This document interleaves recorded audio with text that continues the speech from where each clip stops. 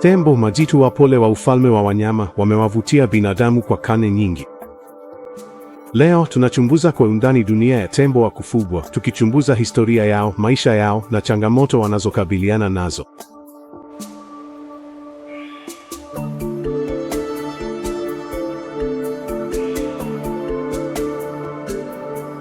Kuna spishi tatu tofauti za tembo: tembo wa savana ya Afrika, tembo wa msitu wa Afrika na tembo wa Asia. Tembo wa Asia wamegawanyika zaidi katika aina ndogo nne: tembo wa Sri Lanka, tembo wa India, tembo wa Sumatra na tembo wa Borneo. Hapa Thailand tunashirikiana makazi yetu na tembo wa India. Wakati tembo walikuwa wakizurura kwa uhuru katika maeneo makubwa, shughuli za kibinadamu zimepunguza sana makazi yao ya asili. Leo idadi ya tembo imegawanyika katika makundi mawili makuu: tembo wa porini na tembo wa kufugwa. Kuna takriban tembo wa porini 4,400 na tembo wa kufugwa 3,800 hapa Thailand. Tembo wa porini ni wanyama wa kijamii sana, wakiishi katika makundi yanayoongozwa na jike mkubwa yenye tembo 5 hadi 10 na wakati mwingine hadi 20.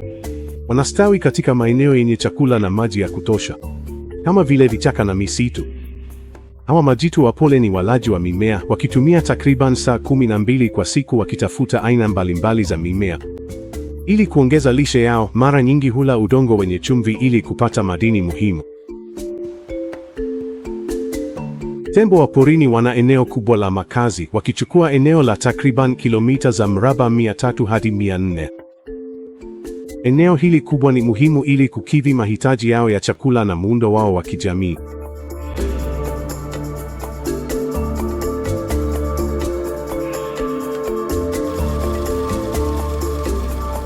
Uhusiano kati ya binadamu na tembo ulianza maelfu ya miaka iliyopita. Mwanzoni, tembo walikuwa wanyama wa porini waliokamatwa na kufundishwa kwa madhumuni mbalimbali, ikiwemo usafiri, kazi ngumu na hata vita. Ushahidi unaonyesha kuwa desturi ya kuwakamata na kuwafuga tembo nchini Thailand ilianza mapema katika kipindi cha Sukhothai, takriban mwaka 1249. Kadri muda ulivyopita, nafasi ya tembo katika jamii ya Wathai ilibadilika.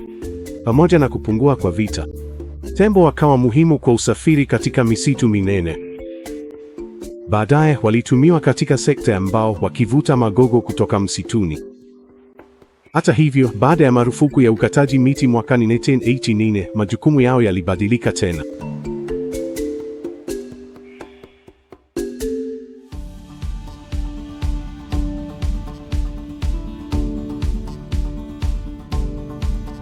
Leo hii tembo wengi wa kufugwa hupata kazi katika sekta ya utalii. Ingawa hii inawapatia wamiliki wa tembo chanzo cha mapato, pia inaleta changamoto. Tembo ni wanyama wakubwa wenye mahitaji makubwa ya chakula. Gharama ya kuwalisha tembo, ambao hula takriban kilo 300 hadi 400 au karibu 10% ya uzito wao wa mwili kwa siku, ni mzigo mkubwa kwa wamiliki. Ili kukidhi mahitaji yao ya lishe, hawa majitu wapole hula hasa nyasi, mianzi, mizabibu, mizizi, majani, magome ya miti, mazao mbalimbali na baadhi ya matunda. Maji pia ni muhimu sana. Tembo wanaweza kunywa kati ya lita 100 hadi 150 kwa siku. Watunza tembo wa kufugwa ni kazi inayohitaji juhudi kubwa. Walezi wa tembo au wahudumu wa tembo wana jukumu muhimu sana katika ustawi wao. Wao wanawajibika kuwalisha, kuwaogesha na kuwapa matibabu tembo. Tembo ni wanyama werevu na wa kijamii, hivyo wanahitaji kuchochewa kiakili na kimwili. Shughuli kama kuwaogesha, kucheza matopeni na kuingiliana na binadamu huchangia ustawi wao kwa ujumla. Licha ya ukubwa wao, tembo wana ngozi laini ambayo ni rahisi kuungua na jua au kung'atwa na wadudu. Kupaka matope kwenye miili yao hufanya kazi kama dawa ya asili ya kuzuia jua na wadudu na kusaidia kulinda ngozi zao. Kuoga mara kwa mara pia ni muhimu kwa kudumisha usafi mzuri na kuzuia maambukizi ya ngozi. Pia husaidia kupunguza joto la mwili.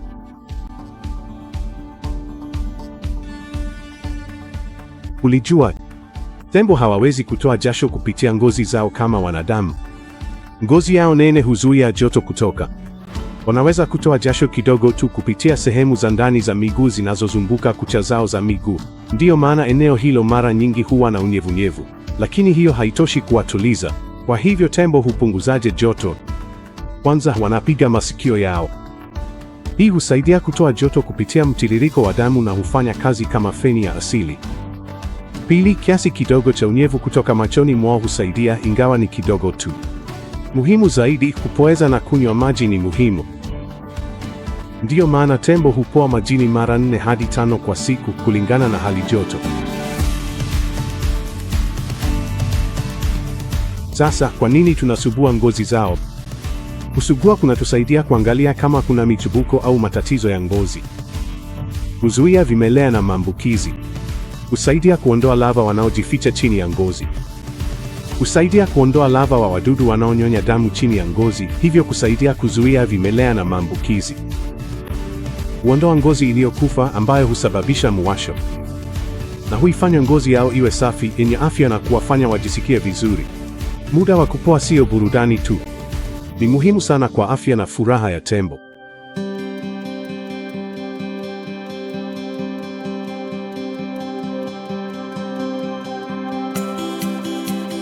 Mustakabali wa tembo wa kufugwa ni suala tata.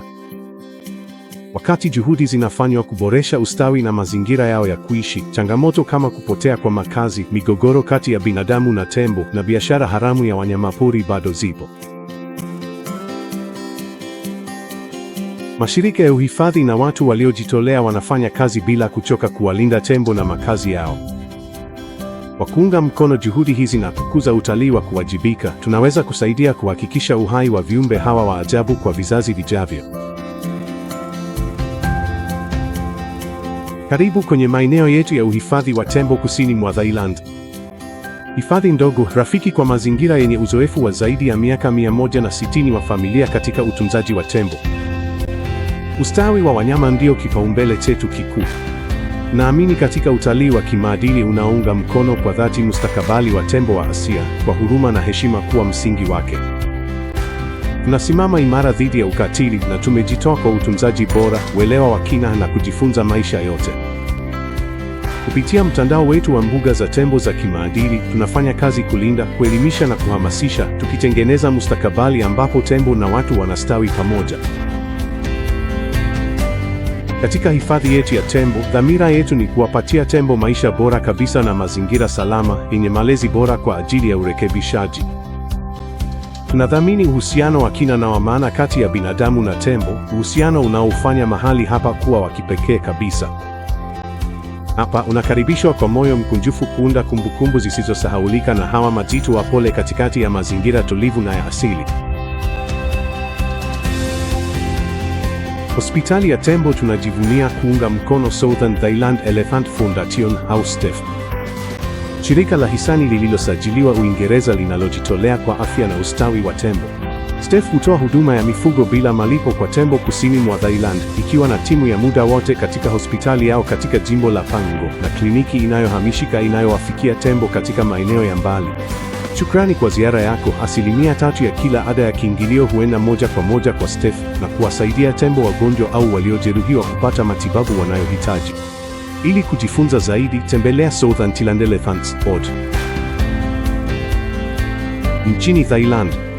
Kwa ujumla, ukimwona tembo amefungwa minyororo au amefungwa, tafadhali usijali. Haifanyiki bila sababu, na sababu hiyo huwa usalama wa tembo kila wakati.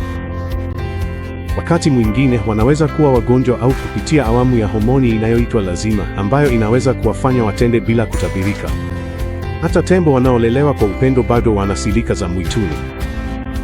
Visa hivi ni nadra na tunafanya kila tuwezalo kuwatunza kabla havijafikia hatua hiyo. Kwetu sisi tembo ni familia. Na kama familia tunawalinda kwa upendo na uwajibikaji.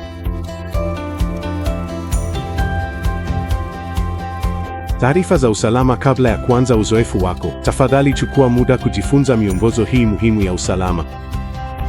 Hakuna kukimbia. Kwa usalama wako na faraja ya tembo, tafadhali usikimbie popote kwenye eneo hilo. Kaa kimya. Weka sauti zako chini. Kupiga kelele au kupiga kelele kwa sauti kubwa kunaweza kuwatisha au kuwakasirisha tembo. Usimamizi wa watoto. Watoto wote walio chini ya umri wa miaka 11 lazima waambatane na mlezi wakati wote. Kukaribia tembo. Kamwe usimkaribie tembo bila mlinzi wa tembo. Kaa mbele. Daima kaa karibu na mbele au pande za tembo. Kumtazama machoni husaidia kumtuliza. Gusa kwa upole. Ngozi ya tembo inaweza kuonekana kuwa ngumu, lakini kwa kweli ni nyeti. Tafadhali kuwa mpole. Lisha chakula cha tembo pekee. Tafadhali lisha tembo vyakula vilivyoidhinishwa vinavyotolewa kituoni pekee. Chakula cha binadamu kinaweza kuwa na madhara. Usitupe takataka. Tusaidie kuweka mazingira yetu safi kwa ajili ya starehe na usalama wa kila mtu. Nawa mikono yako.